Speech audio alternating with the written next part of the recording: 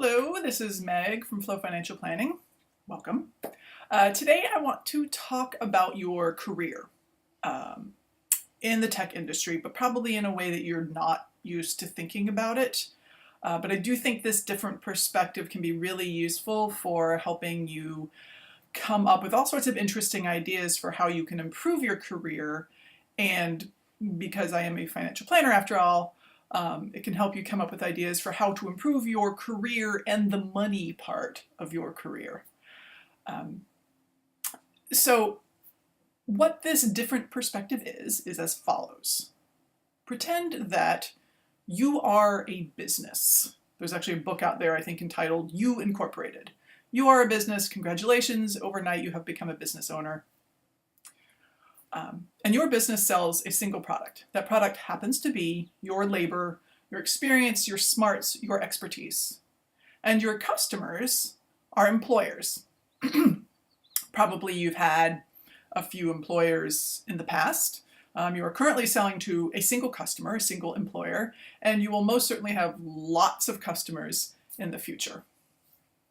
So I think that this perspective is especially helpful to think about in the tech industry. It can obviously apply in any industry, but in tech there's this thing about like being loyal to your company and sort of owing something to your company beyond simply the work that you are paid to do. And honestly, you don't owe your company any more than what you're paid to do, and they don't owe you any more than the paycheck they give you.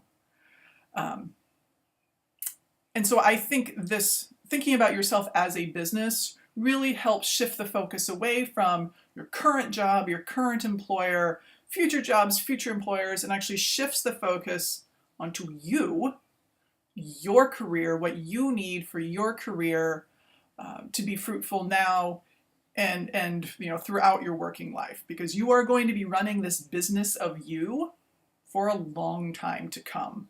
So it's important to think about how are you going to make that business thrive. So in the business world, there is this notion of working in your business versus on your business. And I can speak from intense, sometimes unpleasant personal experience over the last 2.5 years of the difference between these two things. When I work in my business, I'm doing financial planning. I'm meeting with clients, I'm doing financial planning research, I'm coming up with financial plans, all that sort of thing. Financial planning is what I was trained to do. That is the service I provide.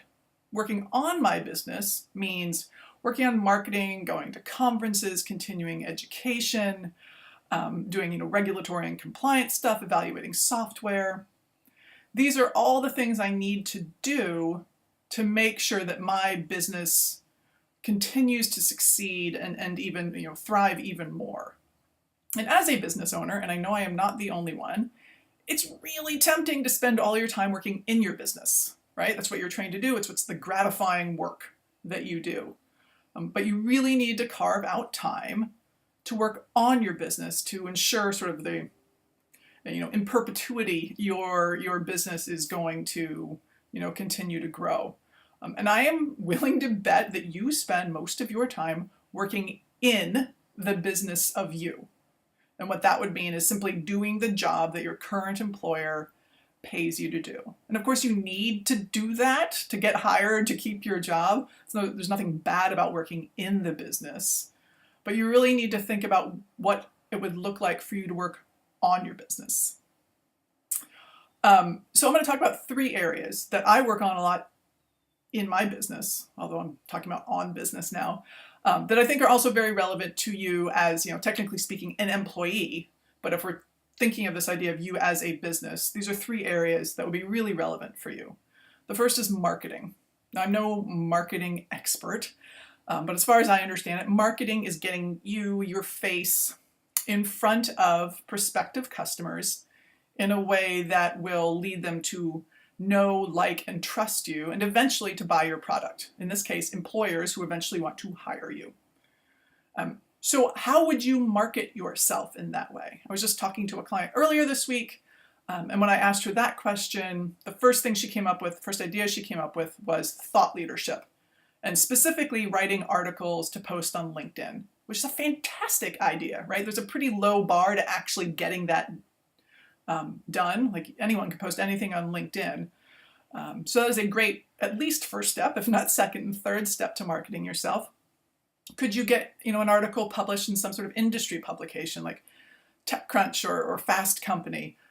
Is there a publication specific to your role? Like, is there a user interface design publication or a programming publication that you can get some sort of thought piece published in? Could you speak at a conference? I know, for example, Grace Hopper gives hundreds of women the opportunity to get up on stage and speak as an expert every year at the annual Grace Hopper celebration. Could you organize some sort of event for either your sector of the tech industry or people who are also do your same job at other companies? These are just ideas I came up with. You know your job far better than I do, so you probably have more and better ideas than you. But think about what are ways that you could market this product that is your skill and your labor.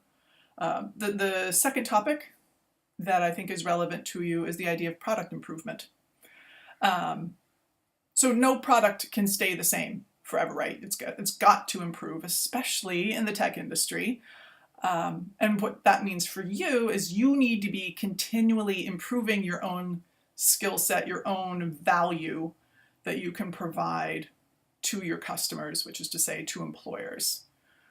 So what can you do? You know your job better than I do. You know your career path better than I do. What can you do to make yourself more valuable? Can you learn a new programming language? Can you pursue a certificate or degree in something? Can you simply read a book or a publication?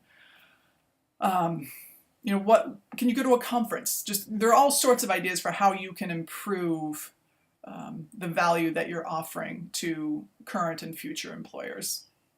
And then the third piece, which kind of ties the previous two together, at least in my world, is price.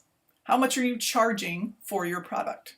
At the very basic level, you need to be getting paid a little more each year just to keep up with inflation. And a lot of companies deal with that sort of by default. They've just got a cost of living increase every year in your base salary or something.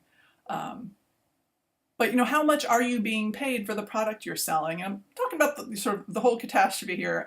Salary, 401k match, bonus, stock compensation, employee benefits. What are you being paid now in exchange for this product you're selling? And if you've been marketing yourself and improving your product this whole time, is that price you're being paid still high enough for the value of the product you're selling? And if you decide that it's not, then you got some thinking to do. Maybe you need to think about some new negotiation techniques, or applying for a different job, either inside your company or outside your company. But you need to figure out some way to start getting paid what you're worth, because you're probably worth now more than you were a year ago, or certainly 5 years ago. And I want you to think, it's a little uncomfortable for us to think about, asking to be paid more, but maybe if you can think of like the fact that you're selling this product, right? Here's my skill set, my expertise, my, all my skills. I'm selling this product to you, and I'm simply raising the price on this product. I'm not really valuing myself personally. It's no sort of inherent commentary on me personally, but I'm selling this product and I need to charge more for this product. So there we go.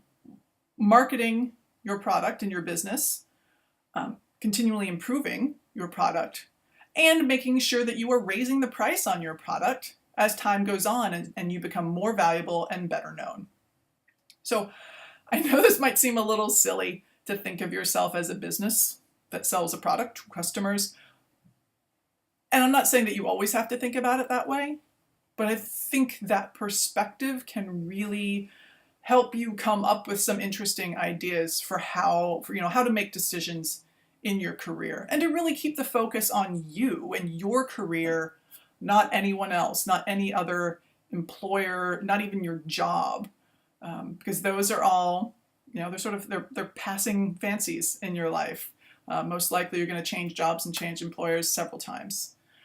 So I encourage you to, just take a few minutes after this video, think about how you could market yourself, how you could improve your product, and what you think about your current price and maybe whether or not it needs to be higher. Just take a few minutes, jot down some ideas, see what you come up with.